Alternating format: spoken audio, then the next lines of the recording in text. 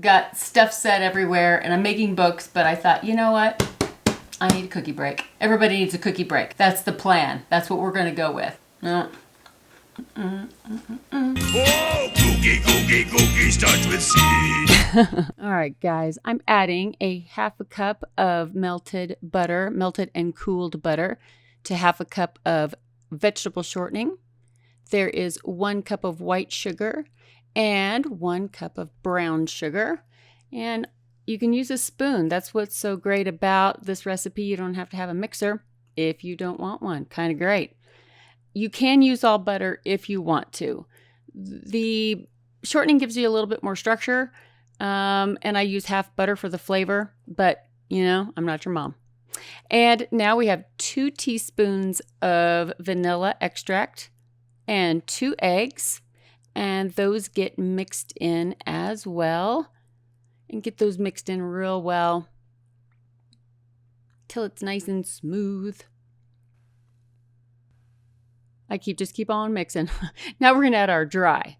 So I have 3 cups of flour and 1 teaspoon of baking soda, half a teaspoon of baking powder, and 1/2 teaspoon of sea salt.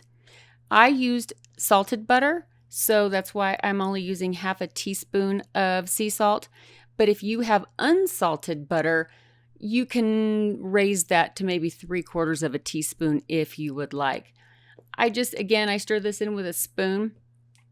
And then when the flour is mostly stirred in, I stop to add the chocolate. And this was a 1/2 pound bar of dark chocolate with pecans in it. And as you're going to notice here, I'm going to stop in a second. I'm thinking this is just not enough chocolate. So I add 1/3 cup of dark chocolate chips, little mini ones. Totally not necessary, but fabulous. I don't know. I just wanted them super duper chocolatey today. Sometimes I just like more dough than chocolate, and sometimes I like more chocolate than dough. So that was the story of that little addition. I take a regular size cookie sheet with some parchment paper and a massive cookie scoop. It's a regular ice cream scoop, but it's a massive cookie scoop. And I'm only going to put 8 cookies on this sheet, and you can see I kind of stagger them back and forth like that. They go in a preheated 375 degree oven, and I put 10 minutes on the timer.